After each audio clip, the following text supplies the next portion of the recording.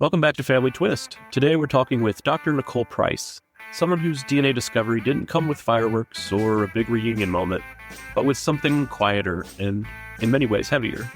Silence, secrecy, and a slow unraveling of what she thought she knew about herself and her family. Nicole's story lives right in that space a lot of you know too well. That moment when the ground shifts under your feet and suddenly empathy, grief, anger, and identity are all happening at the same time. She found out later in life that the man she thought was her father wasn't her biological parent, and what followed wasn't just a discovery, but a reckoning.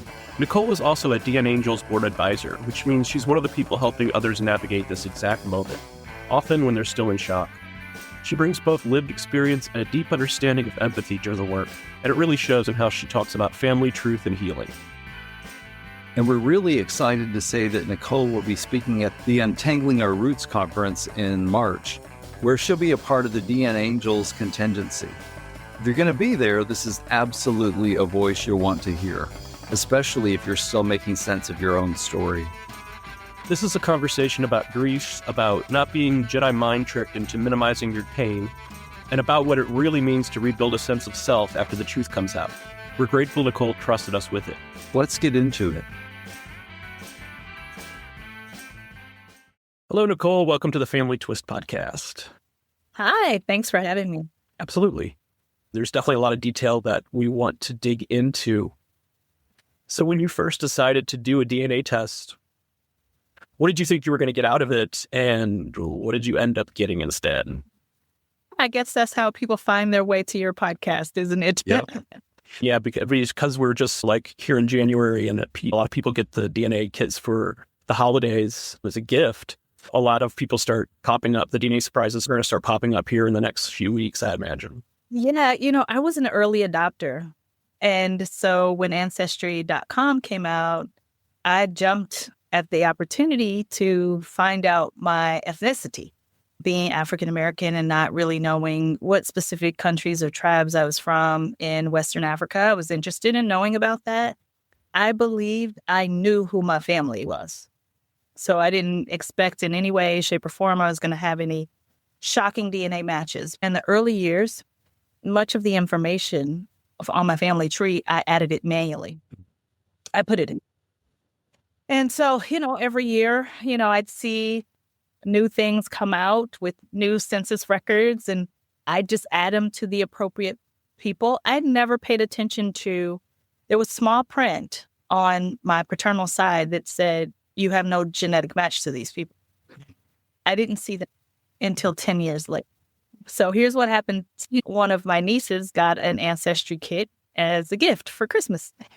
And it just happened to also coincide with when I was getting my annual subscription renewal email that said you're going to be charged the $99, which is what it was at the time. I was like, oh my gosh, I'm not in there enough. And when I got in there and I was going to add my niece to my tree, this was one of the first times I was, kind of prompted to add someone through the system, not just me typing it in myself. And when I tried to add her, it said half niece or first cousin. And I was actually confused by the language of half niece. I'd never heard anyone use that language before, so it didn't even stand out to me. In fact, I was so confused, I just went with first cousin. So I just told myself, oh, my sister must be my mom. So I call her right away.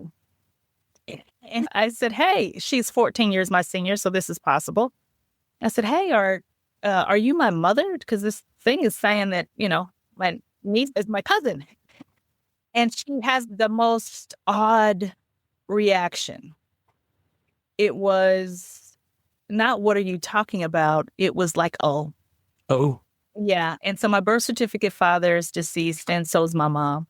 So it took about 4 months for me to get it all sorted out. And I only got it sorted out through the help of a search angel.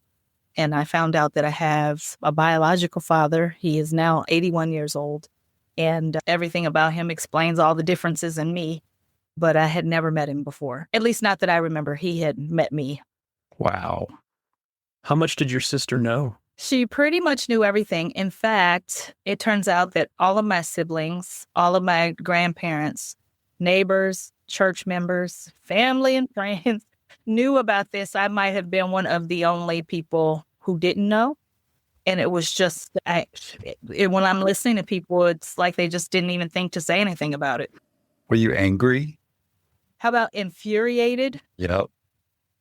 I mean, I could have scored earth with the anger that I felt at the time.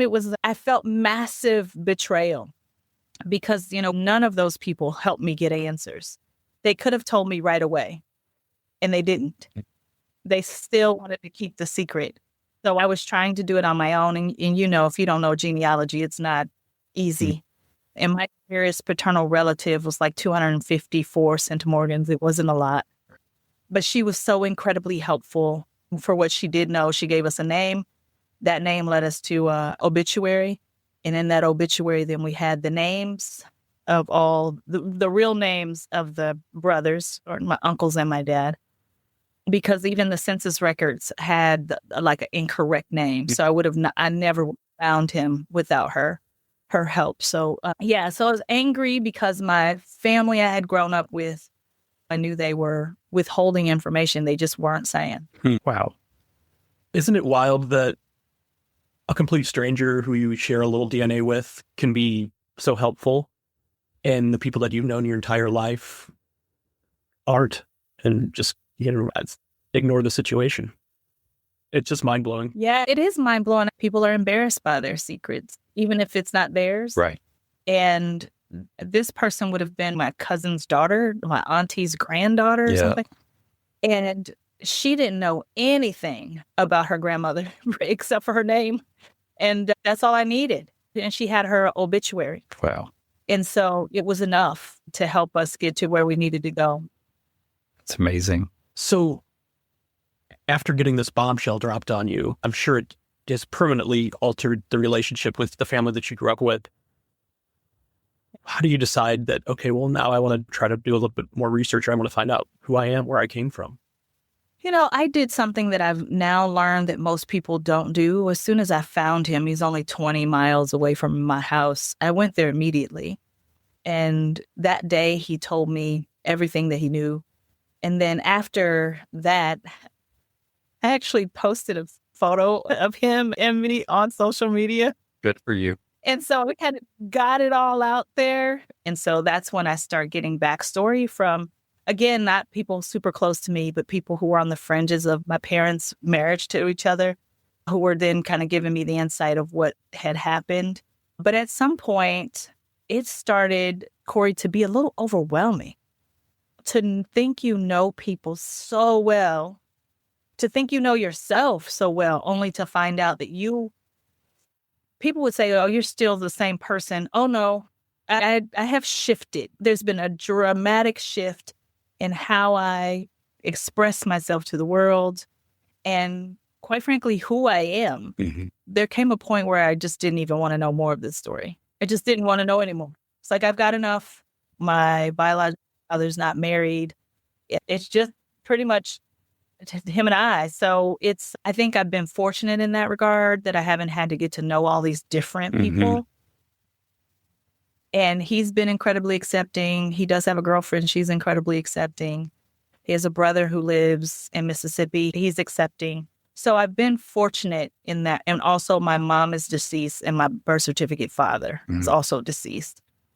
I'm embarrassed to say this a little bit, but I kind of shut off additional information after a couple of months. It was overwhelming to me. Well, I mean, there's no right or wrong way to react and how to approach the situation from the get-go. And I don't know how much of Kendall's story you know, but if Kendall had been 20 miles away and found his birth family that way, he would have been the same way, knocking on the door, ringing the doorbell. Instead, they were hundreds of miles away, and so he blew up that on social media and dropped a there. Yep. So, yeah, and I told him to pause a little bit, but he finally had this information after some 47 years, so how could you not act on it? And then as far as the overwhelming part, totally understand that. I mean, this is a roller coaster that people in the communities never get off. So it's totally okay to just let me close this for right now, because you got to take care of your mental health, and it can be a lot. The hardest thing through this process were the people who were saying, well, your mom and dad, they're still your mom and dad. These are still your siblings. I have 6 siblings. I'm the only one with a different father. So now I don't have any Full. full siblings, which means I don't have any full the nephews. And that hit me much later. There was this fog that happened that like some of these things didn't even start to make sense until later. I'm like, oh, wow, I am the only one in this particular situation in my entire family. But as time has gone on, my paternal extended family, I was always so close to them. I'm still incredibly close to them. My relationships that are strained are mostly the ones with my siblings. And we just let time see if it'll heal it, but it is different. I know it feels different for me.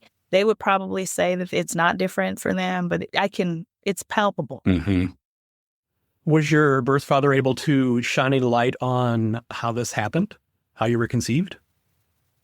Yeah, so my mom and dad, and just for listeners' clarification, when I say dad, I'm talking about my birth certificate father.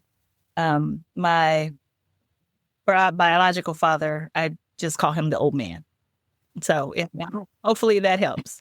My mom and dad had a tumultuous relationship of which I don't really remember. I've blocked so much of it out. But the year before I was born, they broke up. They were completely separated from each other. My mom and the old man had a relationship going at work. He was the baker. She was the cook. My mother was very pregnant when she and my dad got back together. And so that's why it's not a secret to anybody. Right. It's fascinating, though, because the questions I had for the old man were, well, my mom lived in the same house until she died. And my dad had been dead for years, 35 by the time I met him, actually. Oh. You didn't think to come and look for me? Yeah. Like, help me understand that. And he's a man of very few words anyway, and he just doesn't have a good explanation. Yeah. I have a child, and I cannot imagine that he's just a few blocks down the road. I would probably be sneaking up at church and sneaking at school events, just, in the audience, keeping track of what's happening so I could kind of have some sense. But that's not what he did. What I understand is that my dad, as part of the agreement, was this guy's going to beat it, and this is my baby. Yeah. And we're taking care of her, and that's it.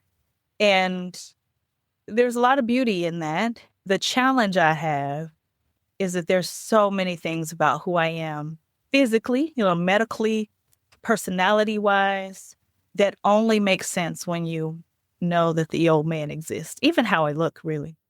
And I've had comedic questions about that my entire life. It was just a running joke. And I certainly knew that I was not like the others, but I didn't have an explanation for it. Sure. My mom didn't know who her father was. And so, there's the possibility that I look like my paternal grandfather's side of the family. You just make sense of the things that don't make sense. And that's pretty much what he told me. It had nothing but wonderful things to say about my mother. It sounded like he really loved her, and she made a decision to go back to be with her husband. So another thing I had to get over really quickly was it was very clear to me that he cared an awful lot about my mother.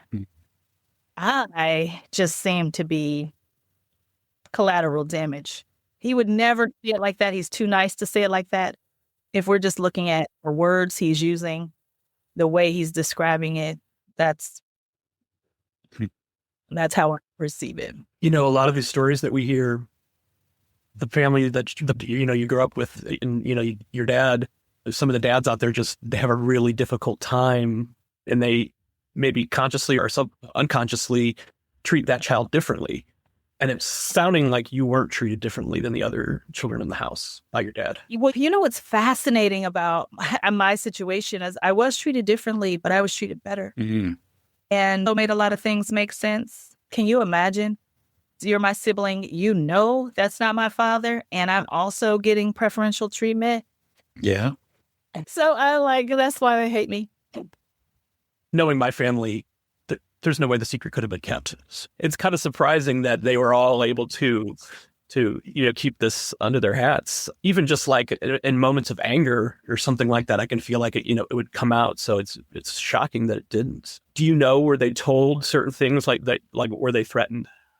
Like, you better never tell her, Yeah, so it is shocking because I know that I have other family members who have found out that they had, DNA surprises from someone being angry. And so it's like, wow, how did that never happen for me? But this is what I understand, that my I'm so used to saying my paternal grandmother, but she's not my paternal grandmother. Grandma Price, I just basically had a whole family meeting and said, hey, if you're going to be with this woman, I better not hear hide nor hair of this little girl feeling like she's different from the other children. It was like an entire family meeting, aunties, uncles, everybody. Yeah, sounds like it was something my grandma said, which is fascinating because I used to be a pretty judgy little young person. And my grandma would always say, just keep living, baby. And now I think I have a decent understanding that all of this backstory, there were so many things that I didn't know about myself in my own life that I was judging pretty harshly in others. And she was just telling me to be careful. Right. Wow. It sounds like I know you're technically not biologically related, but that side of the family sounds pretty progressive, Yeah, they are my people. If I think about where I find love, it's with my Price family, my extended family. And, there's a nature versus nurture thing. I don't look like them. In many ways, I don't even act like them. But we have this gracious, bubbly spirit about us that I think was a nurture thing. And I find home there. So, yeah, I have landed now that it'll be 4 years here in a few months, that on gratitude. But it took me a long time to get there because I just looked at everybody and labeled them all liars. That's it. I couldn't see anything else. And I was mortified. Like, nobody thought to tell me when my dad died. Nobody thought to tell me when my mom died. Nobody thought to tell me when, you got this interesting thing happening with my son's medical situation. Just nothing. Nobody thinks to say a word. And I had projected that to mean you were willing to hold this secret so much, you were willing to let my son die. I went that far. Sure. No. Of course. He wasn't in danger of dying in the moment, but Yeah. That's what I told myself. You all don't even care about my son. You want my son to die. I don't even have accurate medical history. And today I've landed more on you find out what you find out when you're supposed to find it out. I have accurate medical history. I didn't have some weird relationship with a brother or something. Those were other things that I had all these hypothetical situations that would make me even more angry. What if I had dated my brother, Yeah. And I don't have a brother. Oh, that couldn't have happened. I know you've said that the old man is a man of few words, but how does he feel about being a grandfather? I don't really know how he feels. He's met my son before. My son is not as into this as I am. He's like, I got grandparents, but they, on his birthdays and stuff, my son will hang out with us, but I don't know. He doesn't really talk much. I don't know how to say it except for he just really is a man of few words. If I want to get him talking, I have to ask very specific questions, and they generally can't be too emotionally challenging, or else he's just going to say he doesn't know. Mm-hmm. It's fine. That's it. Well, that's tough. I imagine you would love to know more and be able to dig deeper. And yeah, I had to finally get to the point and say, he's not my dad. Like, not my biological father, the person I knew as my dad, who was a musician, life of the party, he's not that. And when I stopped comparing him to that, when I stopped looking for him to be something different at 81 years old, this is the way I've learned now to sit in silence with him while watching a football game, and it's okay. Once I stopped expecting him to show up in the way that I think dads show up, it's been wonderful. I still get a lot out of the relationship, just looking at him and seeing my face in somebody else's face, because for my whole life, I don't know that I had that necessarily. genetic mirroring, they call it. There's something about that. And we're both very particular about things. And so when he says something that is a little nitpicky, it just makes me smile because I'm like, there's that nature thing coming out. Do you attend family gatherings now with your siblings and extended family? I do again. I had stopped because that feeling that I'm telling you about is absolutely real for me. I walk in the room and I can feel that there's something different. And for a while, I just said, why am I doing this to myself? I don't want to do this anymore. But now it's like, I have some of my relationships with my siblings are almost back to where they were before. And for the ones that are still incredibly strained, why do I miss out on the party? Because those couple people are struggling with their, how they feel about something none of us control. And so I found a balance that I think works for me. I go when I want and I stay home when I don't want to go. One of the bigger challenges between us is I think they would prefer that I kept my relationship with the old man completely private. And I'm not ashamed of him, And if we go out on his 80th birthday, that's a big deal. I'm going to take pictures and we're going to post about that. And I don't think they like that part. Yep. Well, I don't think you have anything to apologize for. But I get it. I feel like I have some of those same dynamics in my life where we tiptoe around people's feelings. And I'm like, there's nothing wrong with celebrating the things that we're celebrating, Yeah. It's just ridiculous. And it's like, I'm 55 years old. You people need to get over yourselves. Yeah, it's almost like they wanted me to find out. And it'd be like a little information like, oh, the Highland Milk Company was bought by Chateau Milk Company, and it doesn't matter. I'm still getting my milk. Just don't, like that kind of news. For me, this was life altering. I had never run into something that my mind couldn't work me out of. This was disorienting in a way that I absolutely cannot explain. I love my mother. I never knew her to have lied to me. To lie to me about this. And people are like, well, she didn't lie. No, yes, she did. Yes, she did. She was there when I was telling the jokes. She was there. So she knew that I thought that, that Louis Price was my dad. She knew. And since everybody else knew too, it just didn't make sense to me. Yeah. What is the protection if everyone else knows as well? And then I was also mad that she was dead and couldn't protect me from my siblings when I discovered it. Like, how dare you take this to the grave and then I got to navigate it by myself. Yeah. I was also ridiculously angry at dead people. Yeah. I found out that my dad, who was my hero, was a very fallible human in ways that I just could not understand and believe these things about him. And it just really crushed my entire spirit. And the rebuilding has occurred for sure. Lots of good therapy. I've done somatic therapy, hypnosis, EMDR, like you name it, because my hair was falling out. I was having anxiety. I needed a lot of support and help. And so if there's anything that I'd like to tell people, it is don't let anybody try to Jedi mind trick you into believing that this is not a big deal. It is. And if your body is telling you it's a big deal, get the support you need, because I am much better. I am much better now. That's wonderful. Thank you for saying that, because I think for a lot of people, the idea of therapy is still, there's a stigma attached to it. And there really aren't enough therapists right now available that fully comprehend this kind of thing. So we need more training, more education, and more therapists, because this is going to keep happening. I think that they say at least 10% of people have some kind of a DNA surprise or secret, and I think it's probably higher than that. Because we don't know, right? That's right. The therapist who was supporting me before had adopted someone in their family. My indignation about not being biologically related to the Prices was too close for her. So I got somebody else, and he specializes in genetics and the importance of genetics and self-actualization, just your identity and why it matters.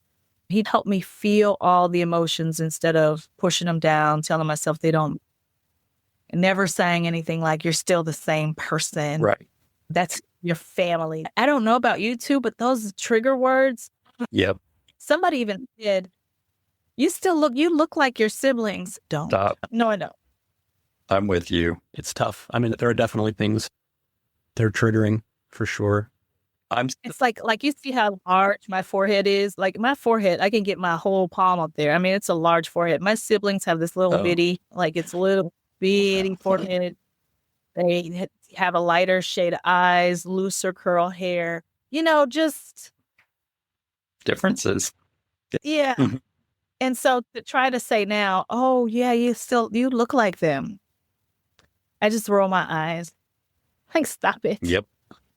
So Nicole, I think you touched on this a little bit already talking about therapy, but for an NPE who is just getting this news and having this bombshell dropped on them, what would you like them to hear? People will tell you all sorts of things. The only thing that I will say is that if you just take one day at a time, you will get better.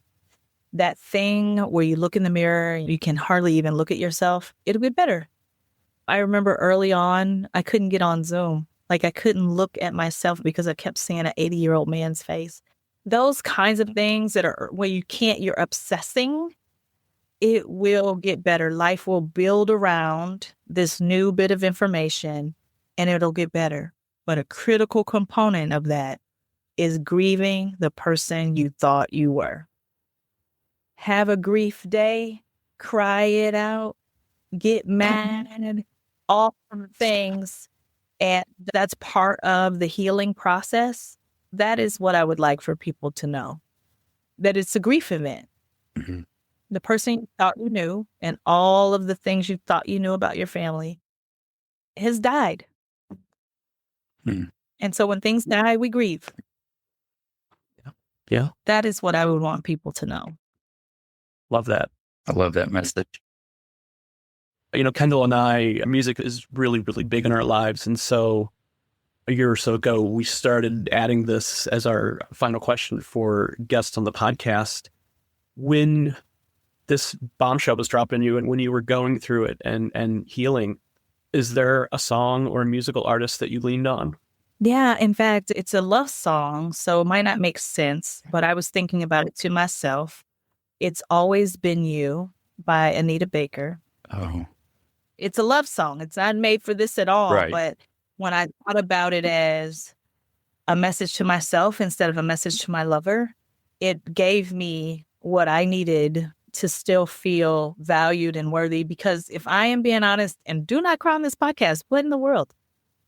I felt dejected by my siblings. I felt abandoned by my parents. And I felt unwanted by the new guy. Mm. And he just wasn't giving me what I was used to getting from people. Like I'm used to people lighting up when they see me. It's not his way. So I needed a love song to myself. I know that Tom Hanks says there's no crying in baseball, but there's always crying on the Family Twist podcast. It's usually me. What? I'm not wearing any makeup, but I didn't hear you. So I'm right there with you. No, Yeah. that's If beautiful. I'm being honest too, I just really want my sibling, my sister our oldest sister who I thought was my mom, was basically the person who taught me everything. So she was, she dressed me, she fed me, that's how, when there's 14-year gap between siblings, that's what happens. And it just feels like my mother is not talking to me. Like she won't say hello. She won't look my way if we're at the same plate, and I can't control it. No. I have no control over it. No, I hear you. What do you do? Yeah, I mean, we'll send out the healing vibes to your siblings and you because hopefully the tide changes and things get better. Yeah, even when we had my youngest of my brothers died, even at the funeral, she didn't say a word to me. Nothing. Wow. Can't get my head around. Nothing should be that monumental to keep that divide. Yeah. Well, and I try to put myself in her shoes. Empathy is my thing. So let me try to understand things from her point of view. And I know what she thinks, and it is that I am embarrassing my mother by talking about this, by sharing this story. but if everything everybody's saying is true, it's not even that scandalous of a story. Right. Really. Yeah, to me, I've done worse things. Yeah. And it's your truth. You shouldn't have to hide that, And thanks for the healing vibes. Absolutely. And, just to close on a lighter note, you are a bright light. I feel it. And so And you feel it? keep shining, because, the community needs folks like you. So keep shining. Well, the other beautiful thing that I think we uniquely have the opportunity to do is help other people find their family. There's been like a half a dozen other people who found their family now that I got the right information. Yep. We learn new stuff every day, and we try to be here to help the other folks in the community. That's why we're here. Yeah. So you just made me realize I probably need to get in there and check my messages just in case somebody sent me a message and they're like, you haven't responded. We'll do it when you feel like you're, got the wellness to be able to handle it. I mean, what's the worst that can happen? I already know I got a different dad. True. Very true. Well, Nicole, thank you so much for your honesty and sharing your story with us. It's going to be helpful for a lot of people. It's been an absolute pleasure. For sure. Of course. Nicole, thank you truly. The way you talk about grief and about letting your body lead instead of your intellect trying to outrun the pain, that's something a lot of people listening needed to hear today. Yes. And you gave language to something so many people feel but don't always know how to explain. That this isn't just information, it's a loss. And that grieving who you thought you were isn't weakness, it's a part of healing. And the fact that you've taken what you went through and now help others through DNAngels, that matters. Especially right now when so many people are opening DNA results alone at their kitchen table, not knowing what the next step is. And if you're listening and you're going to the Untangling Our Roots conference, make time to hear Nicole speak. Whether you're brand new to discovery or years into it, her perspective on empathy, identity, and self-trust is grounding in the best way. And if today's episode stirred something up in you, take that seriously. As Nicole said, this is a grief event. You don't have to rush through it, explain it away, or make it smaller for someone else's comfort. We're really honored you shared your story with us, Nicole. Thank you for your honesty, your clarity, and your compassion. And to everyone listening, remember, family secrets are the ultimate plot twist. We'll see you next time. The Family Twist podcast is presented by Savoir Faire Marketing Communications and produced by Mosaic Multimedia.